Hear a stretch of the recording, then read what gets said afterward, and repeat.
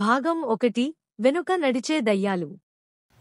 రాత్రి వేళల్లో మాత్రం ఎవ్వరూ బయటకు రావడానికి ధైర్యం చేసేవారు కాదు. గ్రామంలో ఒక భయంకరమైన కబురు ఎప్పటినుంచో వినిపించేది. అదేంటంటే, ఆ పొలాల మధ్య దారి రాత్రివేళ ఎవరూ వెళ్ళరాదు. ఎందుకంటే ఆ దారిలో ఎవరు నడిచినా ఎప్పుడూ వాళ్ల వెనుక అడుగుల శబ్దం వినిపిస్తుంది. కాని ఎంత చూసినా ఎవరూ ఉండరు. అందుకే ఆ దారిని గ్రామంలో వెనుక నడిచే దయ్యాల దారి అని పిలిచేవారు. ముగ్గురూ బయల్దేరారు. మొదట్లో ఏమీ జరగలేదు. కాని కొంతసేపటికి ఒక విచిత్రమైన శబ్దం వినిపించింది.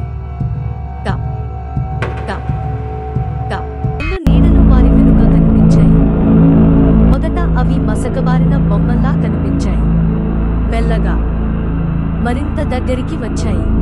ఇక్కడే భాగం 1 ముగుస్తుంది. తర్వాతి సంఘటనలు, అవి ఎవరు, ఎందుకు వచ్చారు అన్నది మీరు ఇచ్చిన భాగం 2 భయంకరమైన నిజం లో కొనసాగుతుంది.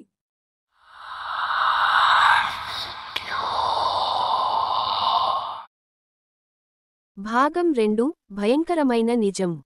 మలే ఒక వర్షపు రాత్రి పొలాల దారిలోనే మునిగి మరణించారు. ఆ మరణం తర్వాత వారు ఆ దారిన వదిలి వెళ్ళలేకపోయారు. ఎవరైనా నడుస్తే నీడలా వెనకే రావడం మొదలుపెట్టారు. చల్లని స్వరాలు.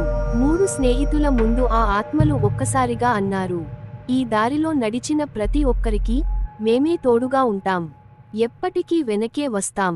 ఆ మాటలు వినగానే ముగ్గురి ఒళ్ళు గగుర్పొడిచింది. వారి వెన్నులో చల్లని గాలి దూసుకెళ్లినట్టయింది. భయంతో ఎందుకు వదలట్లేదు, మేము తప్పు చేశామా?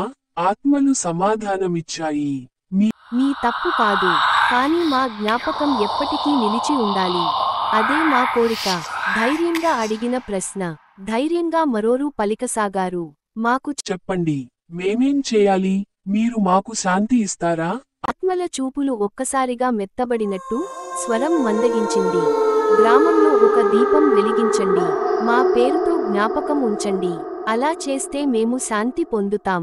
ఈ దారిలో మీరు ఎప్పుడూ సురక్షితంగా నడవగలరు. కనుమరుగైన నీడలు.